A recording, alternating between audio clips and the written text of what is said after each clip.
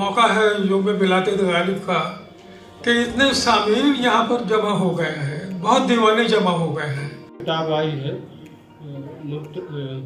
उस्ताद मुंतशिर उर्दू के लाफानी शायर मिर्ज़ा असदुल्लाह खान गालिब के 225वें योम पैदाइश के मौके पर हस्ब साबिक़ गालिब एकेडमी नई दिल्ली ने एक जलसा मुनक़्क़द किया, जिसमें गालिब की शख्सियत और ख़िदमात पर रोशनी डाली गई। डॉक्टर कुलदीप सलील ने गालिब के तराजुम पर ख़िताब किया।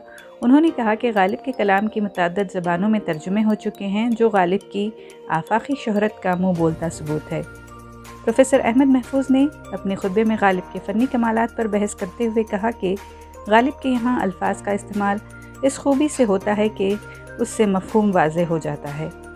Ghalib academy secretary doctor Aqeel Ahmed ने कहा कि गालिब हर दौर और हर नस्ल का शायर है।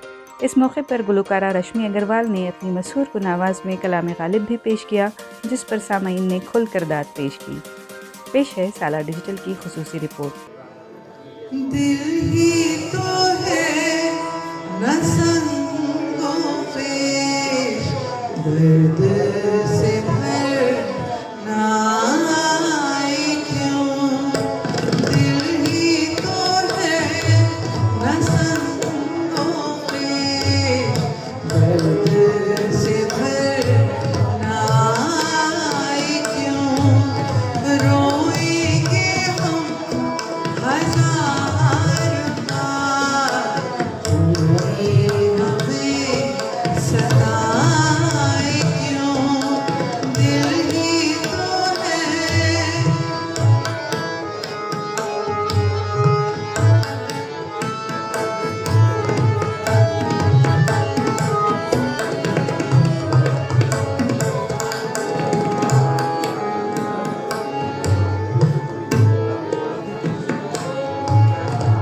तैर नहीं हरम नहीं, दर नहीं आसमां नहीं।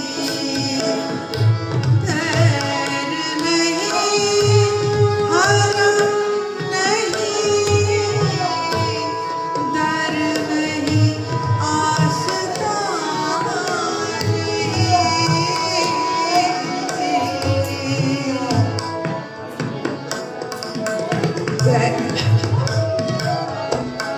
बैठे हैं गुजर पे हम, कोई हमें उठाए क्यों।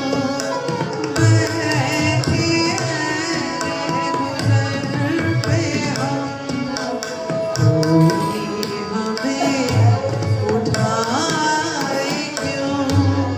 दिल ही तो है न संगों पे दर्द से भरना आए क्यों। दिल ही तो है।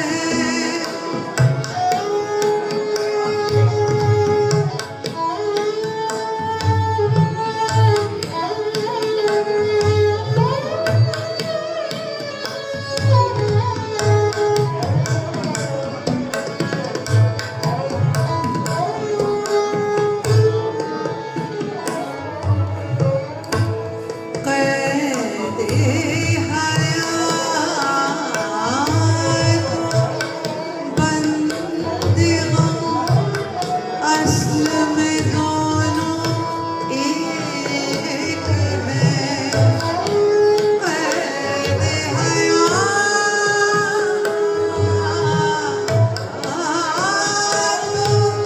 बंदे गम, असल में दोनों एक हैं।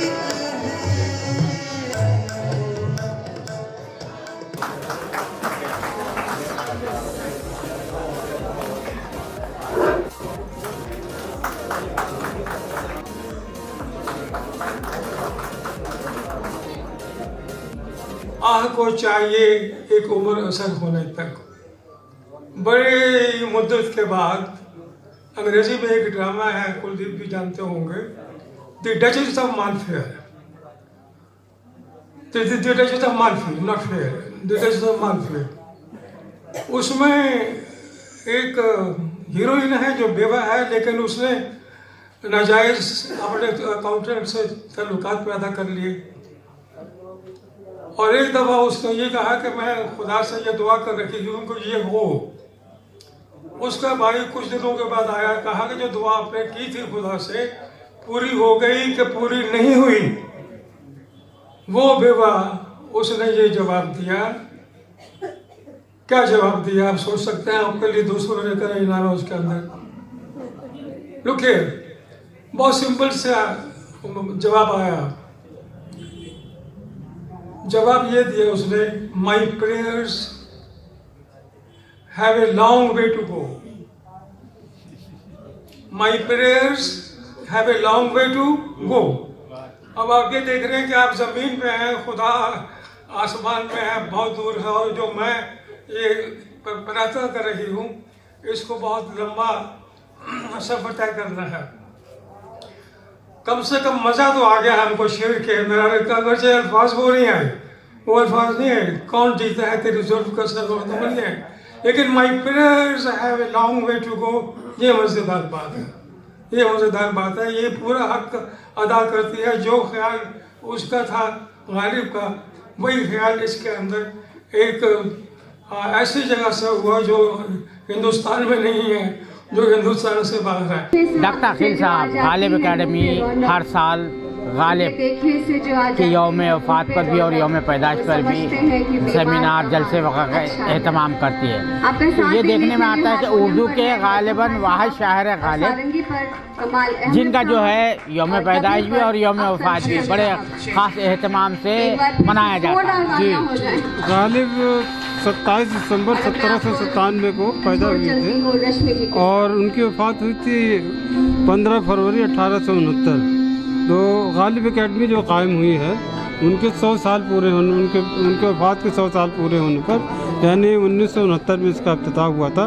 जब से गालिब एकेडमी हर साल गालिब के यौम पैदाइश और यौम वफ़ात पर जलसे का एहतमाम करती है, सेमिनार का एहतमाम करती है।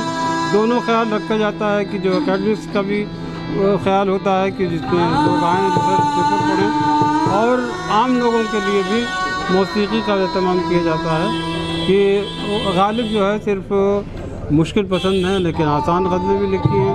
तो वो गज़लें जो गाई जाती हैं वो लोग उससे महसूस होते हैं, आम लोग भी महसूस होते हैं और ख़ास लोग भी महसूस होते हैं। तो गालिब की शायरी ऐसी है कि वो हाल के भी है, मुस्तक़बिल के भी है और माज़ी की भी है। वो हर ज़माने में उसकी अहमियत रहेगी, लोग उससे पढ़ेंगे और समझते रहेंगे। अभी भी गालिब की शेर जब भी पढ़िए, जब गालिब के शेर तो उसकी नई नई पढ़ते हैं, नई नई देते हैं सामने आती है। बहुत शुक्रिया।